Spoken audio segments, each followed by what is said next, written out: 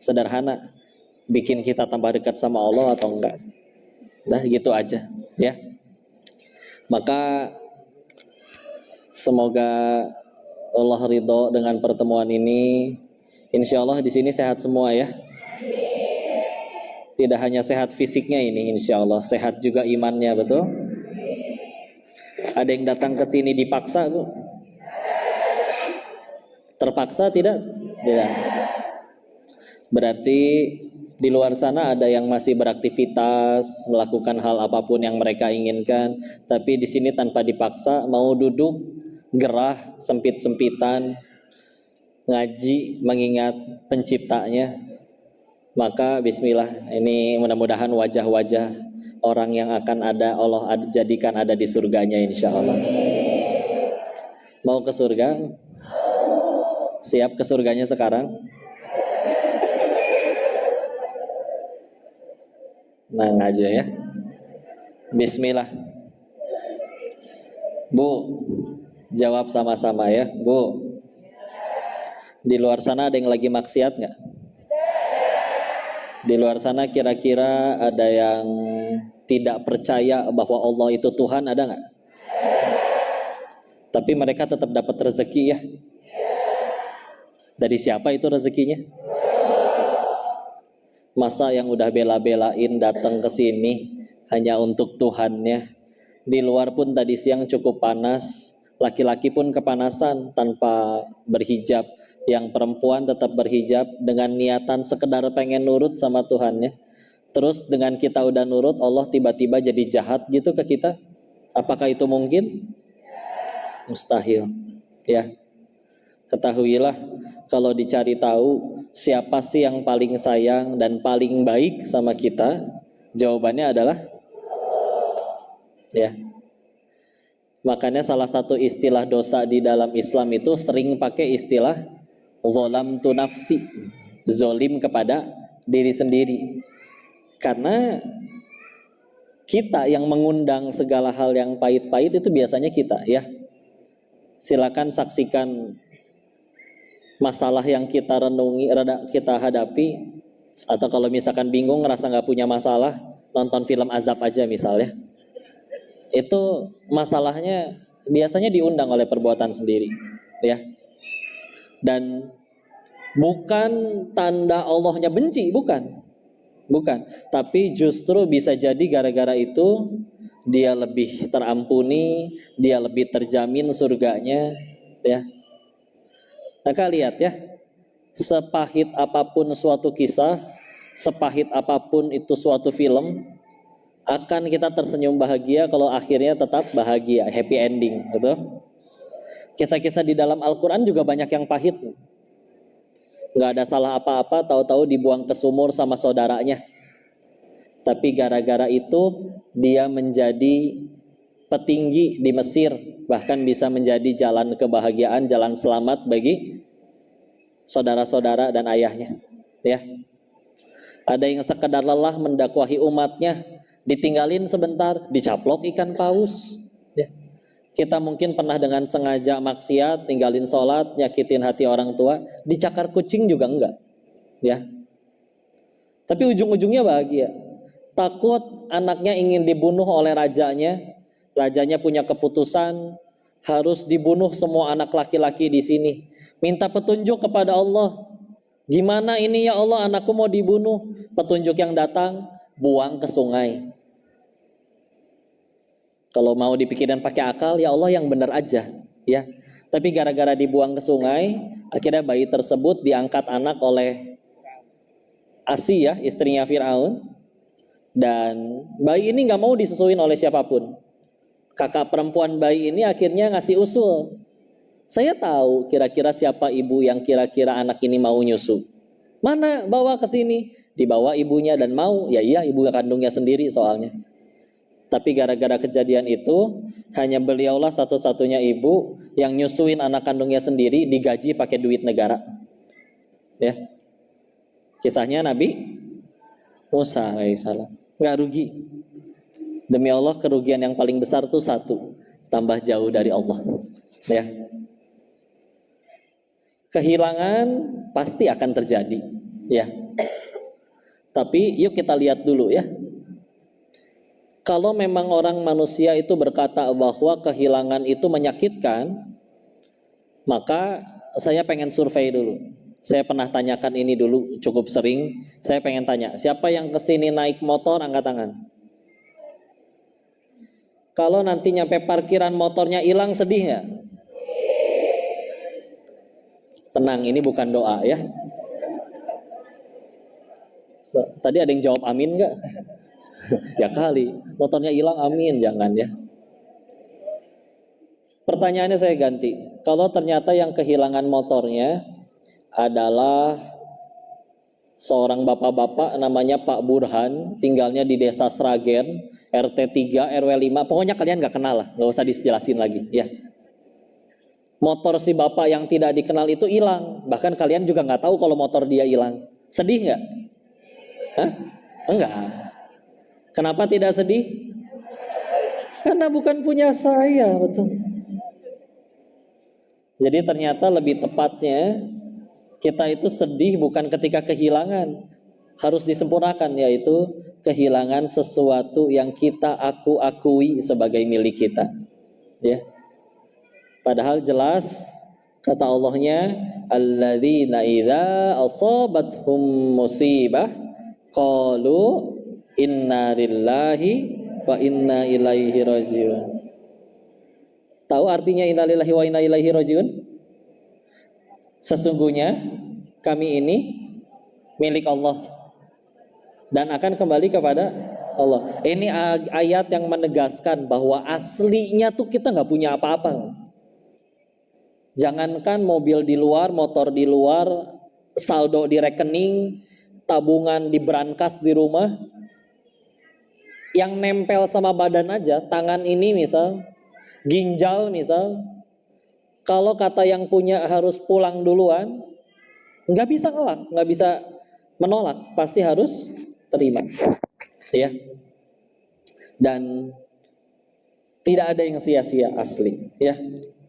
Jadi aslinya kan berarti udah tahu itunya adalah titipan, tapi kitanya sendiri ya ngaku-ngaku, makanya pantesan sedih. Contoh beginilah, Pak, Bu, saya mau ke toilet, boleh nggak nitip handphone?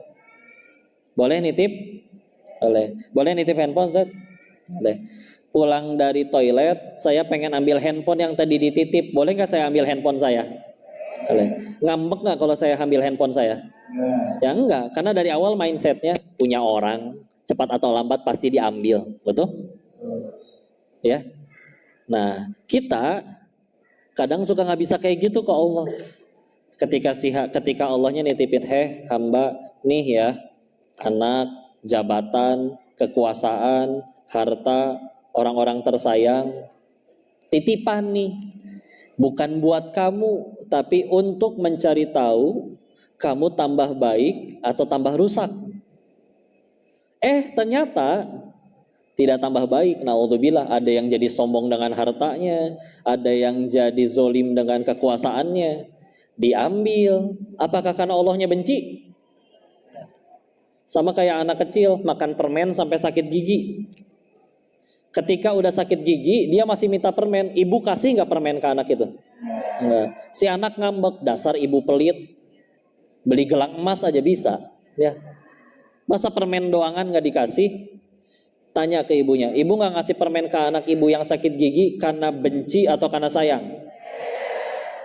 Sama ketika Allah ngambil bukan karena benci, ya.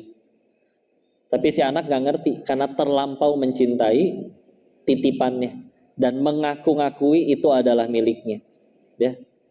Ya kalau pemilik sejati ya udah Allah. Buktinya diambil kapan aja Allah berhak. Kita mau diambil kapan aja, sesuatu yang kita akui sebagai milik kita nggak bisa nolak, ya. Itu kalau dalam urusan ya dunia, harta, kepemilikan, ya. Kalau untuk orang-orang yang tersayang, renungkan kisah ini ya. Ini sering dibaca harusnya setiap malam Jumat atau hari Jumat. Surat apa? Al-Kahfi. Kan ada banyak kisah di dalamnya ya. Saya pengen masuknya ke kisah Nabi Musa alaihi salam bertemu dengan gurunya Nabi Khidir alaihi salam. Tepatnya di ayat 60 sampai ayat 82. 60 sampai 82. Mereka berpetualang nih, berkelana. Dan Nabi Musa protes, komplain tentang 3 hal kepada gurunya. Dari 3 hal saya pun cuma pengen ngambil satu, yang nomor 2 aja. Ya, Nabi Khidirnya, gurunya, tiba-tiba ketemu di perjalanan mereka, bertemu dengan anak kecil, lalu anak kecilnya dibunuh.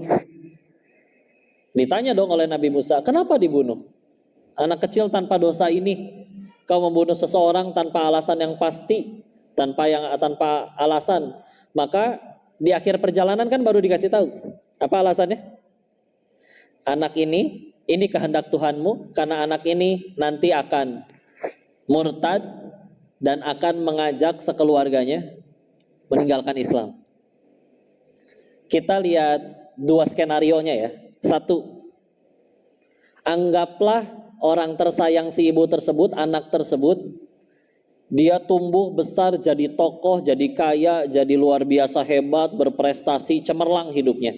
Dan seumur hidup gak pernah cekcok sama orang tuanya. Tapi izin, mohon maaf, sekeluarga murtad, ke surga gak? Ya. Atau diganti pakai skenario yang satu lagi. Si anak masih kecil, belum punya dosa. Ya. Meninggal, belum punya dosa. Ke surga gak si anak? Ke surga. Ibunya, walaupun tidak dijelaskan selisih berapa tahun sampai nanti ibunya wafat, ya, tapi kita tahu cepat atau lambat kita semua akan wafat, akan berpulang. Lalu sang ibu, misal hidup lebih panjang 40 tahun dari usia anaknya. Dan selama 40 tahun si ibu ini tidak ada satu malam pun di mana dia tidak menangis. Nangis tiap malam. Menangisi kepergian anak. Ya Allah, anak saya, ya Allah. Gak ada angin, gak ada apa, tahu-tahu dijahatin orang. Bahkan mungkin bertanya, di mana keadilanmu ya Allah? Tapi meninggal dalam keadaan beriman. Ya. Meninggal dalam ketakwaan, dalam iman, walaupun sedih selama 40 tahun kepergian anaknya, ke surga juga gak akhirnya ibunya, ujung-ujungnya? Surga. Kalau ke surga ketemu lagi gak sama anaknya? Apa artinya capek sebentar di dunia, kalau ujung-ujungnya bisa kumpul lagi di surganya Allah? Lihatlah bagaimana para petani rela berpanas-panasan berbulan-bulan setiap hari di sawah, hanya demi panen yang hanya sekitar 1 pekan. Panas-panasannya berbulan-bulan, panennya sebentar. Paling lama sepekan. Ya. Masa kita tidak sabar, berlelah-lelah sekedar ya puluhan tahun, kalau nyampe itu puluhan tahun. Ada orang yang bahkan belasan pun udah meninggal, di bawah 10 tahun juga ada yang udah meninggal. Tapi ganjarannya nikmat yang abadi. Ya.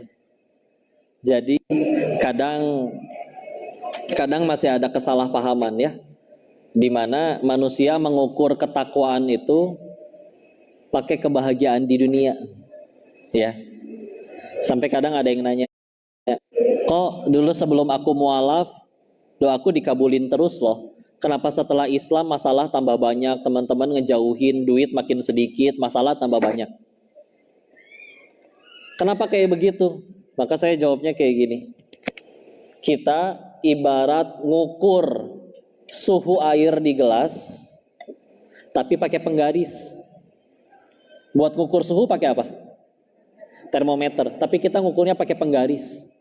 Ya nggak nyambung. Ya. Kita pengen ngukur apa yang dibalas Allah dengan ibadah kita, tapi ngukurnya pakai sesuatu yang judulnya tadi dunia. Demi Allah nggak nyambung. Ya. Hikmah dari kejadian tadi aja lihat. Saking Allah pengennya ini sekeluarga kumpul di surganya Allah, Allah lebih ridho nyuruh salah seorang nabinya bunuh anak tanpa dosa. Yang penting ini sekeluarga ke surga. Daripada yuk sekedar silakan sana punya anak berbahagiaan, bangga di dunia, seumur hidup nggak pernah cekcok, tapi ujung-ujungnya berada di siksa yang abadi. Oh Allah nggak ridho. Ya. Dan gak dikasih tahu tuh bahwa ternyata ada skenario itu di balik rencana Nabi Khidir yang diperintahkan oleh Allah. Enggak dikasih tahu. Tapi dah Allah tahu kalau udah nyampe surga, hakul yakin gak akan komplain. Qala Rasulullah Muhammad SAW menjelaskan di hadis yang cukup panjang, bercerita Allah Nabi bahwa ditariklah seseorang yang seumur hidupnya bahagia, nikmat, tanpa pernah sakit, miskin, kelaparan dan lain-lain, hidup nikmat. Lalu ia dicelupkan ke neraka hanya sekejap, lalu diangkat lagi. Lalu ditanya kepada dirinya dan dia menjawab, aku tidak pernah merasakan nikmat sama sekali seumur hidupku. Dia dicelupin sejenak ke neraka, lupa dengan bagaimana nikmat yang dia terima sepanjang hidupnya. Lalu Nabi melanjutkan, diambillah seseorang yang seumur hidupnya menderita, nelongso, dicaci, diremehkan, dizolimi. Lalu dia dicelupkan ke surga barang sejenak, lalu dia dikeluarkan dan dia berkata, aku gak pernah melihat kesedihan sama sekali. Jadi kalau ada otak yang sedang berusaha mikirin surga itu kayak gimana, terus kita kebayang, oh di surga tuh kayak gini ya. Demi Allah surga bukan kayak gitu. Karena nikmatnya surga gak bisa dijangkau pakai akal. Ya. Oh nanti di surga begini, di surga begitu, wah kayaknya enaknya. Demi Allah surga lebih enak daripada yang kamu bayangin itu. Karena gak bisa dijangkau pakai akal. Terus kalau kita ngukurnya, capeknya kita sujud, capeknya kita nahan lapar, puasa, capeknya kita menahan diri dari tidak pacaran, tidak korupsi, tidak mengambil hak bukan orang lain.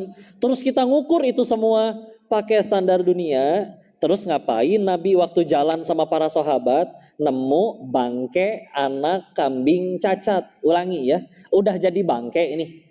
Terus itu anak kambing, jadi belum ada dagingnya. Udah gitu cacat pula. Dan udah jadi bangke, bau. Diangkat sama Nabi. Siapa yang mau ini? Kata sahabat yang lain, wahai Rasulullah, itu hidup aja kami gak mau. Apa kata Nabi? Ketahuilah di hadapan Tuhan kalian, dunia dan seluruh isinya tidak lebih berharga daripada ini. Ya. Di riwayat yang lain, Qala Rasulullah Muhammad SAW bersabda yang maknanya, jika dunia ini ada artinya bagi Allah setara dengan sebelah sayap nyamuk, maka Allah tidak akan sudi memberikan segelas air pun kepada orang yang kafir. Kita sederhanakan bahasanya ya. Saking dunia ini tuh nothing, gak ada artinya sama sekali bagi Allah. Makanya mau ada yang maksiat ke, hina Allah ke, berzina ke, korupsi ke, tetap Allah kasih dunia. Saking nothing bagi kita. Bayangin kalian nyapu di rumah, kekumpul tuh debunya. Debunya dipengki, dibuang keluar rumah. Tahu-tahu tetangga datang, Pak, Bu, boleh nggak saya minta debu yang tadi dibuang? Kasih jangan? Kasihlah, nggak ada artinya bagi kita. Makan aja semuanya, silakan. Karena nggak ada artinya. Terus kita ibadah, ngarepinnya remah-remah bubuk kayak tadi yang kita minta.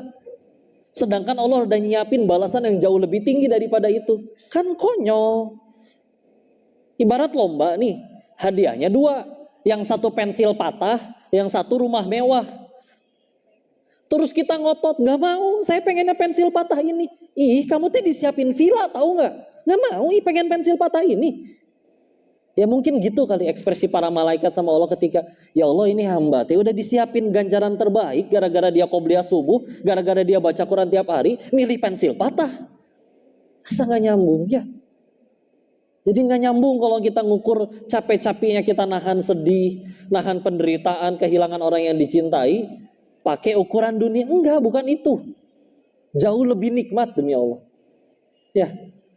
Kayak jangan diukur pakai itu gitu. Gak nyambung. Nanti stres sendiri, capek sendiri. Ya. Demi Allah jauh lebih nikmat. Silakan baca. Banyak kisah-kisah menceritakan, bahkan punten, sarung tangannya seorang yang tidak punya harta aja di surga lebih baik daripada seluruh dunia dan seisinya. Tempat buat naro pecut, buat mecut kuda di surga, itu wadahnya tuh ya. Itu aja lebih baik daripada seluruh dunia dan isinya. Banyak kisah, hadis-hadis yang menceritakan tentang itu ya. Terus kitanya masih ngukur dunia, mana? Dulu saya sendiri pernah gitu soalnya. Ceritanya pulang dari Thailand, hijrah nih. Terus niat hijrah, niat tobat, tahu yang dilakuin ini salah, tapi sambil niat hijrah, mikirin di Indonesia mau ngapain. Ketika kebayang pengen buka usaha dan lain-lain, masih ada sisa uang di Thailand. Walaupun tinggal beberapa ratus juta doang, pulang. Hijrah, bawa modal ratusan juta, ya enggak? Wah, meledak nih saya di Indonesia. Ternyata, mungkin kata Allahnya gini, cenah mau tobat, hijrah, maunya uang haramnya masih dikekepan wae. Tapi nggak sanggup ya ngebuang semua uang haramnya. Saya ngaku Allah, iya, lemah, terlalu melekat di hati. Saya nggak sanggup ngebuang semuanya ya Allah. Terus kata Allahnya mungkin, tenang, akan kusiapkan bala bantuan. Akhirnya Allah kirim para penolong untuk saya. Siapa? Tukang tipu datang semua. Datanglah kawan kenal dari kecil. Bro, baru balik dari Thailand nih. Yuk kita bisnis yuk. Gue bawa proposal. Lu tinggal naruh duit segini. Tiap bulan gue setor ke lu segini. Menguntungkan bukan? Dibaca, untungin juga. Temen dari SD ya gak? Pasti gak akan kabur, gak akan ngerugiin. Sampai sekarang masih hilang batang hidungnya. Ya. Dicariin nyampe ke rumahnya gak ketemu, bapaknya juga ngerasa kehilangan, ini anak banyak bikin masalah. Sampai ada satu ketika datang ke sana lagi, bapaknya sudah meninggal karena ternyata anaknya ini bikin utang gak cuman ke saya doang, ke pihak lain yang berani nagih dengan keras. Bapaknya digedor rumahnya, jantungan, mati di tempat. Dan sampai itu pun itu masih gak pulang itu anak. Ninggalin ayahnya, ibunya, sama istrinya, sama anaknya 2 orang, gak pulang juga. Ya, itu yang itu. Terus ada lagi bisnis bener, sama-sama serius, sama-sama jujur. Kata Allah dibikin nggak laku, bangkrut, ya udah. Akhirnya mulai dari nol, ngerasain jualan kaos kaki di emperan. Kalau kayak depanan masjid ada kajian nih, jualan kaos kaki di Al-Mutakin pernah, ya, di CFD pernah. Terus pernah ngalamin udah mah COVID, tau nggak? Jadi kurir kerja di JNT, naik motor bawa paket 70 biji, ngetokin pintu orang, tok tok tok, paket. Oh, di saat itu mah kalian nggak akan kaget, nggak akan gimana. Kok Denis yang nganterin? Nggak kenal siapa kok Denis, tuh boro-boro. Siapa? Kurir JNT, biasa gitu ya. Geheng, nggak ada glowingnya lah. Ya. Udah beres. Dari nol lagi, marah, ngaco nih hijrah, percuma nonggeng, sujud, sholat, mana bebeakan KB, ngaco terbalik gimana, ya. Tapi setelah diterusin dan akhirnya nyantri santren di Darut Tauhid di tempatnya AA, baru tuh nggak, oh iya ya itu semua pertolongan, kebayang hijrah. Masih makanin duit haram gara-gara kejadian itu, gak sepeser pun sisa uang haramnya itu kemakan. Selamat. Apakah rugi? Enggak. Siapa di sini yang janda? Enggak, punten.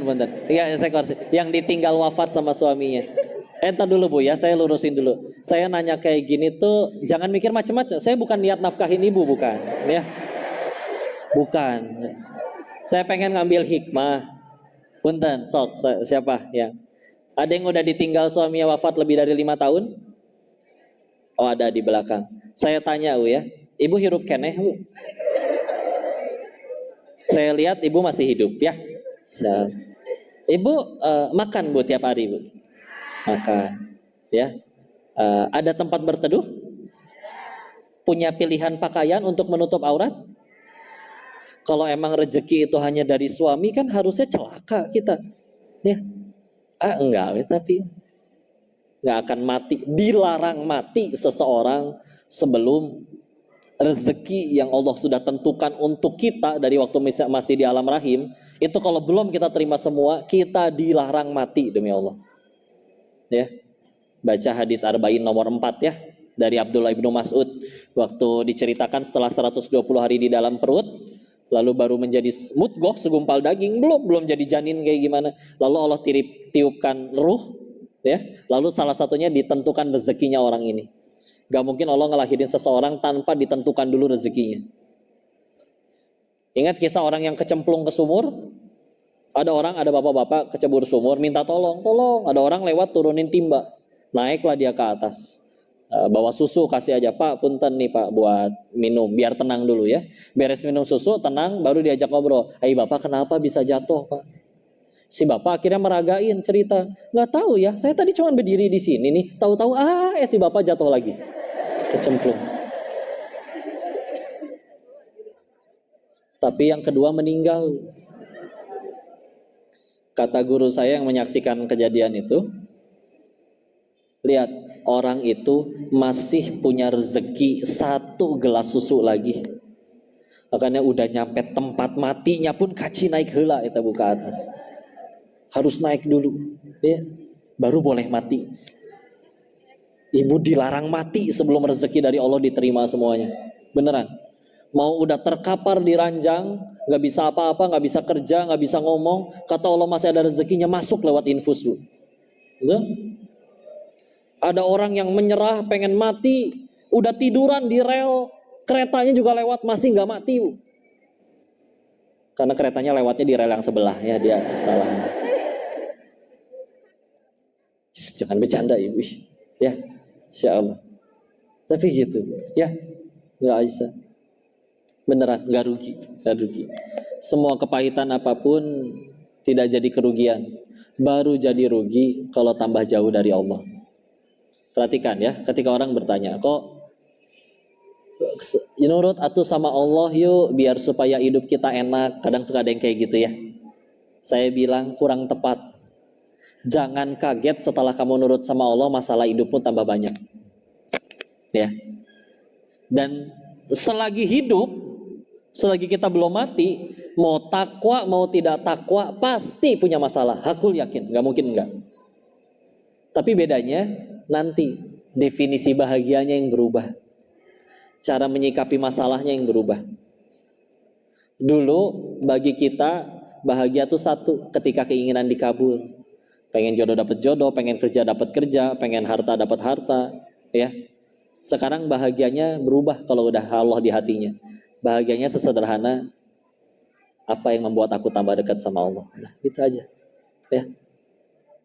Sehingga makanya, kalau memang bahagia itu sereceh keinginan yang terkabul, kenapa kita lihat ada orang yang uangnya lebih sedikit dari kita tapi lebih bahagia?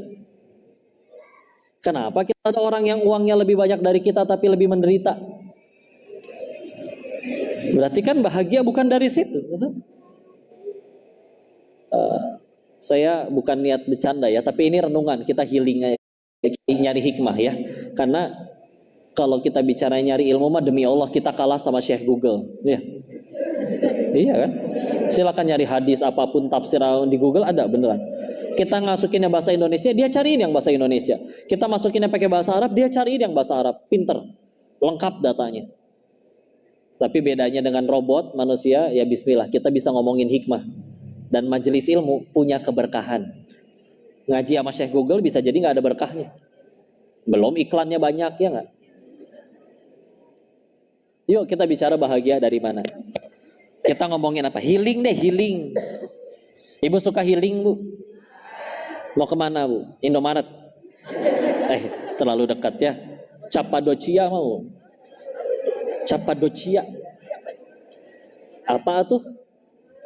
Hah? Apa welah ya.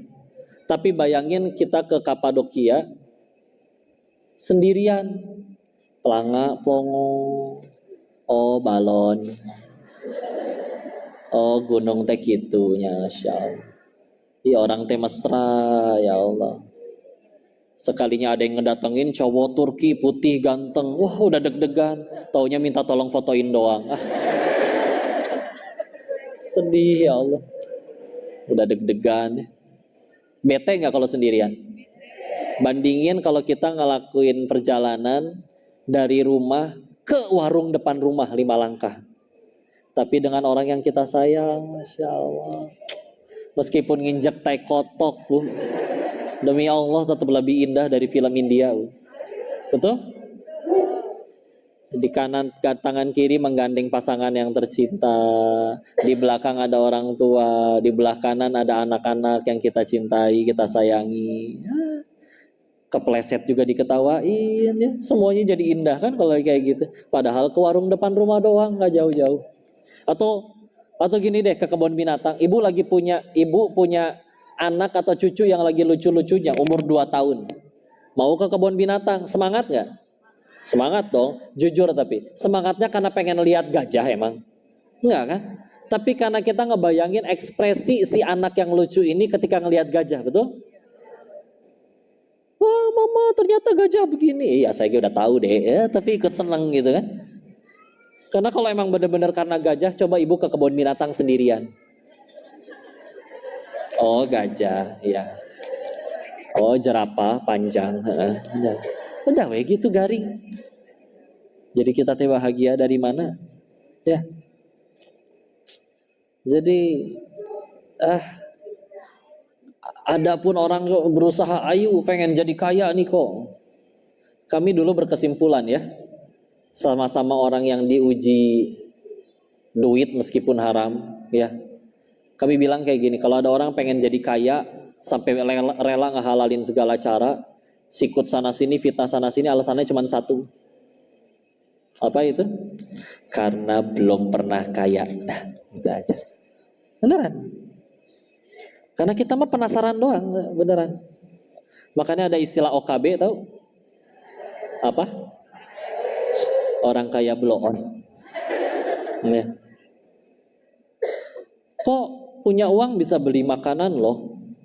Yang lain cuma bisa beli 1 bungkus. Aku bisa beli 1000 bungkus. Bagi orang yang udah kaya asli, dia mikir, emang perut saya muat? Kan bisa dibesokin. Emang besok belum basi? Kan bisa diangetin. Rasanya nggak mungkin seenak pas baru matang. Ya. Dan bakal lebih bahagia kalau dibagiin. Dan dia tahu betul. Tempe bacem yang nyaris basi sama stik tenderloin daging wagyu impor yang harganya 1,5 juta. Ya. Bedanya di mana? Cuman 5 senti nih di sini doang. Kalau dia cadel berarti 3 senti. Ya. Begitu udah ketelen di perut, emangnya kenyang makan tempe sama kenyang makan daging beda? Sama, apa yang lebih sama? Keluarnya sama-sama bau. Ya. Nggak ada makanan, kok kenapa ini makanan mahal gini? Oh iya, nanti keluarnya wangi. Enggak, asli bau. Ya. Sepatu 50.000 sama sepatu 50 juta tetap bau kaki. Enggak? Udah, makanan mah gitu-gitu aja. Sebelum kalian semua pernah duduk di sini, saya hakul yakin pasti pernah mengalami ada momen di mana ya Allah dulu mah kita cuma tinggal di kosan ya, rumah petakan, makan juga duduk di lantai, adanya nasi sama tempe, itu ge kurang mateng. Tapi kita tambahkan 1 lauk yang paling nikmat, namanya syukur. Jadi telur. Ada yang jawab aneh-aneh, kemarin ada yang jawab jengkol, ada yang jawab asin, kok asin, ya, ikan asin, ya, sambal, ya maksud saya syukur ya. Kaki punten ya, udah standar 1 ya nggak, azim. Makan dengan orang yang tersayang, ya Allah nasi tempe hungkul ya tante. Masih ingat nikmatnya seperti apa?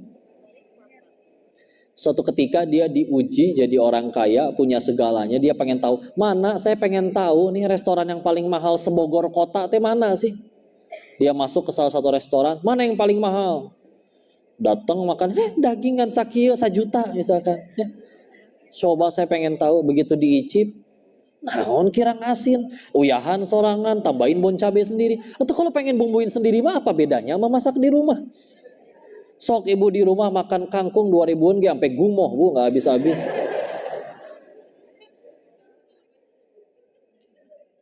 Sehingga akhirnya dia sadar, naon berarti aslinya saya teh cuma penasaran doang.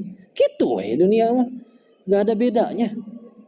Ya, makanan, punya bangunan. Kok kan kita bisa beli villa, Mau vilanya segede apa, bapak ibu tetap akan tidur di atas kasur 1x2, segede-gedenya 2x2.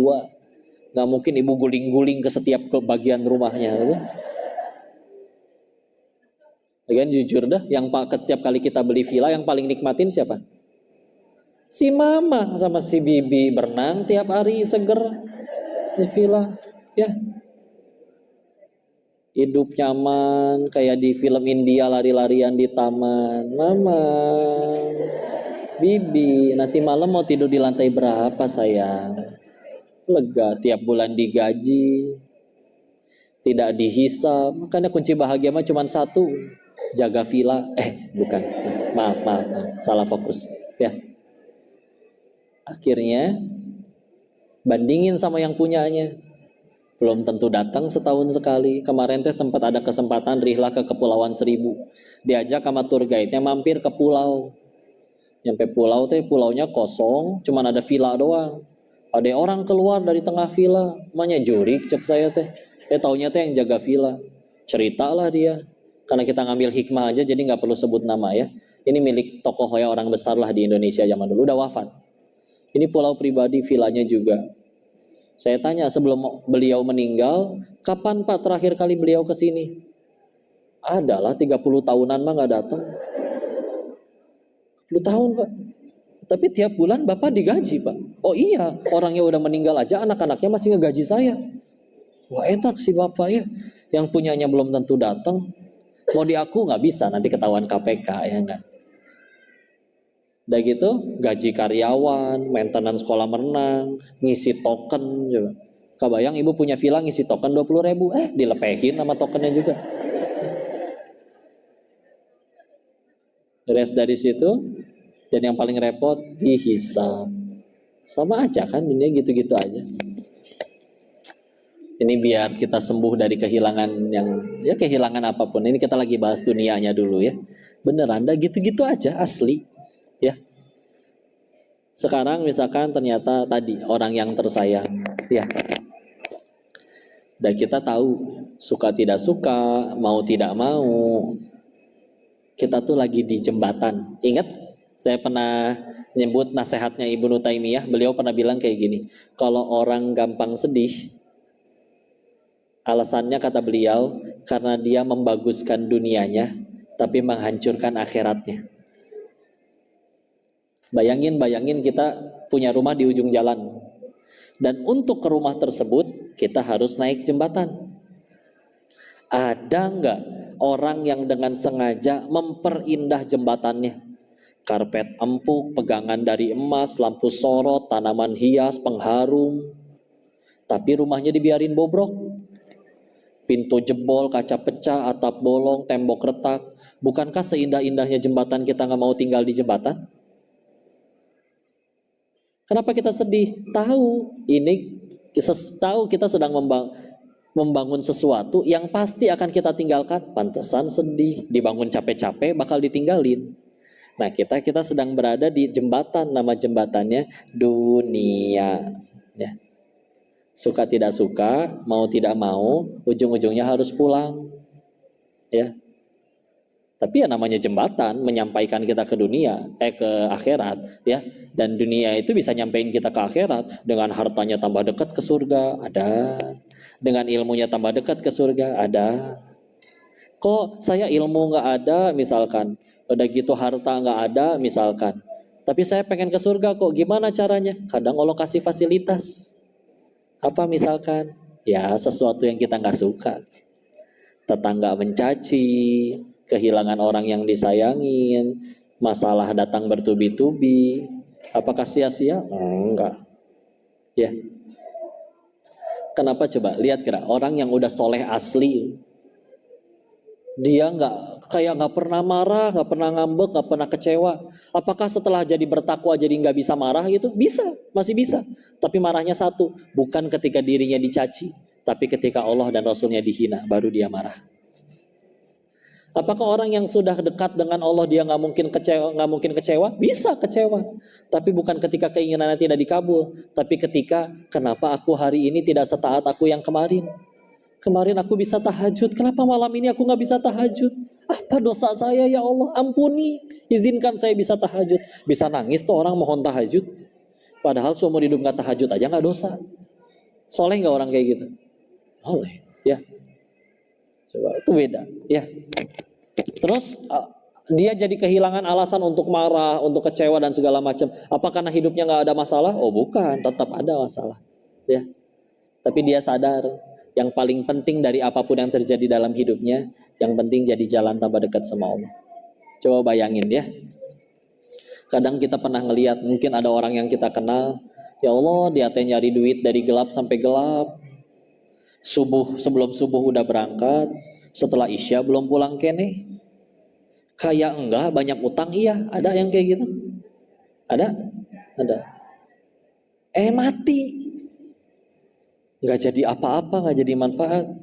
Padahal kalau dipikir lagi, satu harinya kita sama satu harinya Nabi, satu harinya sahabat, satu harinya orang soleh, sama-sama 24 jam, sama-sama perlu tidur. Tapi kenapa ada orang yang hidupnya tuh nggak jadi kebaikan? Bahkan punten ya, ada jenis orang yang ketika meninggal itu dia membuat tetangganya berkata, alhamdulillah mati juga itu orang. Ada kan orang kayak gitu? Saking mungkin terlalu sering menyakiti sekelilingnya. Tapi ada orang yang Masya Allah meninggalnya 14 abad yang lalu, sampai sekarang masih diikuti. Rasul sama seharinya 24 jam, apa yang bedain? Ya tadi, hidupnya ngapain aja, akhirnya jadi berkah. Dan kenapa mereka nggak bisa ngerasa rugi? Sederhana ya. Ini akan menjawab pertanyaan, kenapa kalau memang Allah yang nentuin segala hal, ngapain kita ikhtiar? Kalau yang nentuin orang itu beli dagangan saya adalah Allah, ngapain saya capek-capek nawarin, bahkan bersopan santun? Kalau yang nentuin kalian semua yang duduk di sini bakal jadi orang soleh atau tidak, ngapain saya capek-capek ceramah? Yang tanpa saya ceramah pun kalian bisa jadi soleh kalau Allah pengen solehin, betul? Kalau misalkan dokter berkata, ini pasien separah apapun, gak saya sentuh, kata Allah sembuh. Ditanya sama pasiennya, tuh ngapain dokter tengah malam ke UGD? Kan yang nyembuhin Allah bukan dokter. Ngapain kita ikhtiar? Agar jadi amal soleh. Sederhana. Ntar dulu kok, saya belum paham gimana maksudnya. Bandingin dua jenis orang. Satu, ada orang yang seumur hidupnya lebih sering dikabul doanya, tapi tidak ada satupun ucapan, tindakan, perbuatan yang jadi amal soleh. Berarti meninggal bawa apa? Capek doang bak-bak di dunia. Beneran dapat hartanya, beneran dapat kayaknya, tapi nggak ada amal soleh sama sekali. Berarti meninggal bawa apa? Nggak bawa bekal atuh. Rugi. Atau bandingin sama jenis orang yang kedua, seumur hidup lebih sering nggak dikabul doanya, tapi setiap ngucap, bertindak, berbuat, seluruhnya jadi amal soleh yang Allah terima. Meninggal, dia kali itu yang paling banyak bekalnya. Karena ketika udah tujuannya yang penting beramal, Allah ridho, Allah suka. Kapan ruginya? Nggak ada ruginya. Kapan baru rugi? Kalau mau jujur, ya karena kita terlalu cinta sama dunia, atau mungkin belum pengen surga. Diselingkuhin, sakit? Iya sakit. Tapi kalau gara-gara itu jadi tambah dekat ke Allah, jadi rajin tahajud, ke majelis taklim, mulai baca Quran, bahkan mulai menghafal, bahkan mengajarkannya, bisa jadi dia lebih terjamin surganya daripada yang suaminya nggak pernah selingkuh. Nah, tepuk tangan. Ya bun, ya mangga sih, sok terserah. Salto juga nggak apa-apa bu ya. Enggak, tapi benar ya. Asli lah. Suka tidak suka, cepat atau lambat, kita harus pulang. Pasti harus pulang. Kalaupun ada yang pulang duluan, cuman beda tiket berangkat aja. Ya. Selagi kita yakin orang yang kita cintai ini ahli surga, akan ke surganya Allah, berarti cara terbaik kita membuktikan kasih sayang kita adalah nyusul dia ke surga. Karena omong kosong terbesar yang pernah saya tahu adalah ngakunya sayang, ada izinnya, ada tetangga, dia kehilangan anaknya, masih belum akil balik. Terus dia bilang, nangis, sedih, aku sayang sama anakku. Tapi semenjak anaknya wafat, tetap gak sholat, tetap mohon maaf bermaksiat. Tapi kalau ditanya sayang, izin punten. Ketika harus menyampaikan nasihat, akhirnya mau nggak mau akhirnya harus menyampaikan nasihat dengan cara omong kosong terbesar ya adalah ini. Kakunya sayang, tapi nggak mau mengejar ke tempat orang yang tersayangi. Anakmu mati, mau izin maaf, anakku meninggal wafat dalam keadaan nggak punya dosa. Terus kamu ngakunya sayang, tapi tidak melayakkan dirimu untuk datang ke tempat yang di mana ia berada. Bullshit, ngomong kosong, ya. Enggak beneran. Kita cuma beda tiket. Sekarang saya mau ke Surabaya. Ustadz juga mau ke Surabaya misalkan. Saya datang sekarang, saya berangkat sekarang, Ustadz datang 6 bulan kemudian. Ujung-ujungnya tetap ketemu nggak di Surabaya? Tetap, karena tujuannya sama. Yang lebih repot berangkat sama, tapi yang satu ke Surabaya, yang satu ke Semarang. Mau berangkatnya sama bareng kayak gimana juga nggak akan ketemu, udah beda tujuan. Ya, istilah. Kadang punten ya, tapi juga nggak sedikit. Ada orang-orang yang punten, teman-teman saya yang bahkan izin mohon maaf sama-sama berkarir di dunia judi di sana gitu. Momen akhirnya dia mau hijrah bahkan sampai jadi mu'alaf, itu harus diawali dengan punten, orang tuanya wafat dulu, itu ada yang seperti itu juga. Dan dia berkata, kenapa akhirnya mau? Ya, karena aku pengen buktiin aku sayang ibuku. Aku tahu ia orang baik, maka kalau aku benar-benar sayang, aku harus nyusul dia ke sana. Berhenti itu dia jadi bandar judi juga. Ya, beneran sayang gitu. Dan bagi yang sudah wafatnya pun, yang paling mereka nanti-nantikan dari kita yang masih hidup tuh apa sih? Doa, transferan pahala. Ya, demi Allah kita nggak akan ditanya. Mereka tidak akan ditanya, anakmu udah centang biru belum? Anakmu udah jadi apa di dunia? Anakmu udah jadi direktur belum? Anakmu udah S3 belum? Sekalinya S3 malah nama tempatnya sama kayak restoran, PHD, Pizza Hut Delivery, PhD maksudnya ya. Gitu. Tenang, nggak ada yang sia-sia ya. Dan cara terbaik menyikapinya adalah gimana caranya kita jadi tambah dekat aja sama Allah ya. Dan mereka tahu ketika kita akhirnya mendoakan, beristighfar untuk beliau, mengirimkan pahala dengan cara bersedekah atas nama beliau, tahu, demi Allah mereka tahu. Dan terbayar itu lelahnya, capeknya di sana ya. Tugas kita mah meyakinkan dan melayakkan diri bahwa kita juga layak berkumpul di surga sebagaimana orang-orang yang kita cintai. Pahit jelas, nggak apa-apa. Dan dunia emang tempatnya pahit. Dikira Rasul nggak sedih gitu kehilangan Abu Thalib, kehilangan Khadijah, kehilangan 3 putranya. Rasul kan nggak punya putra-putranya. Rasul kan dari 7 anak, 3 laki-laki, 3-tiganya kan nggak ada yang sampai usia dewasa. Tapi ya saya salah satu hikmah, kalau sampai ada yang anak-anak lakinya tumbuh besar, terus ada nasab jadi secara Rasul bin Rasulullah, wah kayaknya ya bisa jadi nanti naudzubillah ya, naudzubillah, takutnya nanti ada yang ngaku-ngaku ya, aku keturunan Rasul dan yang lain-lain. Ke bismillah lah ya. Tidak ada yang sia-sia dan rugi itu cuma satu, ketika kita tambah jauh dari Allah. Apapun kejadiannya, sepahit apapun itu, kalau gara-gara itu kita tambah dekat sama Allah, nggak ada ruginya. Sepakat tidak? Jadi horor begini ya, nggak lah, tenang ya, jangan bersedih. Allah nggak pernah menyia-nyiakan kesedihan kita. Bisa jadi gara-gara kepahitan itu kita tambah terbersihkan dosa-dosanya dan tambah terjamin surganya daripada orang yang tidak mengalami kepedihan tersebut. Nggak ada yang sia-sia ya. Sudah segitu dulu, wallahu a'lam bishawab. Mudah-mudahan ada manfaat yang bisa kita petik insyaallah. Masyaallah.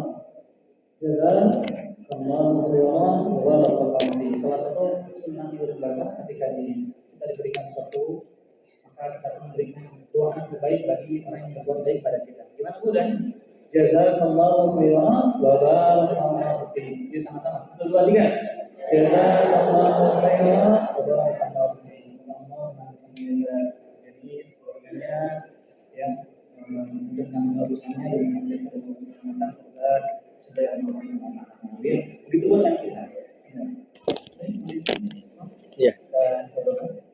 Baik, istilah. Izin tadi kelupaan sebelum berdoa, bagi siapapun yang sedang ngerasa sedih, kehilangan, ada doa dari Ummu Salamah ya. Dan ini diriwayatkan juga sahih di riwayat Imam Muslim. Nanti silakan kalau misalkan ini saya diktein gak sempat ketulis, gampang tinggal googling tulisannya, cari aja doa Ummu Salamah ya. Doanya ada, ini adalah doa ketika beliau kehilangan suaminya, wafat ya. Maka beliau berdoa, inna lillahi wa inna ilaihi rajiun, Allahumma ajurni fi musibati wa akhlif li khairan minha. Nanti dicari ya, insyaallah. Nanti dihafal. Sesungguhnya kami ini hanya milik Allah dan akan kembali kepadanya. Ya Allah, berikan aku ganjaran pahala dari musibah ini dan berikan aku ganti yang lebih baik daripada musibah ini. Dan akhirnya kehilangan suaminya, beliau akhirnya dinikahi oleh sebaik-baiknya manusia, Rasulullah Muhammad sallallahu alaihi wasallam. Mustajab, ini luar biasa doa ya. Bismillah ya. Ini bagi masalah apapun, kehilangan apapun ya. Izin kita tundukkan hati dan kepala kita sejenak, kita bermunajat ke sisi Allah. Silakan yang punya hajat masing-masing dimunajatkan di dalam hati ya. A'udzubillahi minasyaitonirrajim. Bismillahirrahmanirrahim. Allahumma shalli ala sayyidina wa habibina wa syafiina wa maulana Muhammad wa sallim radhiyallahu tabaraktahu ta'ala an kulli sahabati rasulillahi ajmain. Amin ya rabbal alamin. Bismillahirrahmanirrahim. Hamdan syakirin, hamdan na'imin, hamdan yuafi ni'amahu wa yukafi mazidah. Ya Rabbana lakal hamdu kama yanbaghi li jalali wajhikal karim wa azimi sultanik. Allahumma salli ala sayyidina Muhammad wa ala ali sayyidina Muhammad. La ilaha illa anta subhanaka inni kuntu minal zalimin. Allahumma ighfir lil muslimina wal muslimat wal mu'minina wal mu'minat al ahya'i minhum wal amwat. Allahumma ighfir lana wa liwalidina warhamhum kama rabbawna shighara. Ya muqallibal qulub tsabbit qulubana ala dinik. Allahumma a'inna ala dzikrika wa syukrika wa husni ibadatik. Ya Allah, berkahi majelis ini ya Allah. Ajarkan ilmu yang bermanfaat saja pada kami ya Allah. Jadikan sisa usia kami hanya mengejar ridho-Mu saja ya Allah. Jadikan hanya Engkau yang berkuasa nomor satu di hati kami ya Allah. Ya Allah, terimalah amal soleh kami ya Allah, meskipun jauh dari kata sempurna. Terimalah amal soleh kedua orang tua kami ya Allah. Izinkan kami bisa menjadi pahala jariah bagi mereka ya Allah. Berkahi, muliakan, dan balas dengan tempat tertinggi kelak di sisi-Mu ya Allah. Ya Allah, izinkan kami jadi anak yang berbakti, yang bisa membalas kebaikan mereka meskipun kami tahu tidak mungkin membalas jasa mereka ya Allah. Tapi izinkan kami bisa menjadi pahala jariah, anak yang berbakti bagi mereka ya Allah. Ya Allah, muliakan mereka ya Allah. Ampuni segala dosa-dosanya, terima taubatnya, terima seluruh amal solehnya. Berikan surga terbaik untuk mereka ya Allah. Ya Allah, juga jangan biarkan kami wafat dalam keadaan dosa-dosa kami belum Kau ampuni ya Allah. Jangan biarkan kami wafat dalam keadaan taubat kami belum Kau terima ya Allah. Ya Allah, terima taubat kami, ridhoi hijrah kami, istiqomahkan perjuangan kami. Ya Allah, anugerahkan kepada kami pasangan yang solih solihah, anugerahkan kepada kami keturunan yang solih solihah, hafiz hafizah. Rabbi habli minas solihin, Rabbi habli min ladunka dzurriyyatan thayyibatan innaka sami'ud du'a. Rabbi la tadarni fardan wa anta khairul warithin. Rabbi ij'alni muqimas shalah wa min dzurriyyati rabbana wa taqabbal du'a. Ya Allah, kumpulkan kami dengan orang-orang yang kami cintai kelak ya Allah. Kumpulkan kami dengan orang-orang yang kami cintai kelak di dalam surga-Mu ya Allah. Kami titipkan mereka ya Allah, orang tua, adik-adik, kakak, anak-anak. Kami tidak sanggup 24 jam bersama mereka ya Allah, tapi Engkau sanggup menjaga mereka ya Allah. Tolong jaga mereka ya Allah, dan izinkan kami tidak hanya Kau kumpulkan di dunia ini, tapi juga Kau kumpulkan kelak kami di dalam surga-Mu ya Allah. Allahumma inna nas'aluka ridhaka wal jannah wa na'udzubika min sakhatika wan nar. Allahumma inna nas'aluka ilman nafi'an wa rizqan thayyiban wa amalan mutaqabbalan. Allahumma inna nas'aluka husnul khatimah wa na'udzubika min su'il khatimah. Rabbana atina fid dunya hasanah wa fil akhirati hasanah wa qina adzaban nar. Subhana rabbika rabbil izzati amma yasifun. Wassalamun alal mursalin. Walhamdulillahi rabbil alamin. Terima kasih ayah bunda yang dirahmati Allah. Mohon maaf lahir batin atas segala kurang dan salahnya. Seluruhnya datang dari bodohnya diri ini. Tolong dinasehati dan dimaafkan dan dikoreksi ya. Dan jika ada kebaikan pasti dari Allah dan kita bersyukur kepadanya. Semoga bermanfaat. Wabillahi taufiq wal hidayah. Assalamualaikum warahmatullahi wabarakatuh. Tutup dulu ya. Lagi memang kami menitip doa juga karena perjuangan saudara-saudara kita di Gaza Palestina juga sekarang sudah membarai. Karena Allah Rasulullah mengatakan amal lebih kita diambil muslimin selesai minum. Barang siapa yang tidak Astagfirullahaladzim, astagfirullahaladzim, subhanakallahumma bihamdika asyhadu an la ilaha illa anta astaghfiruka wa atubu ilaik. Barakallahu fikum. Besok kita ngaji bareng lagi. Assalamualaikum warahmatullahi wabarakatuh. Gaza Palestina.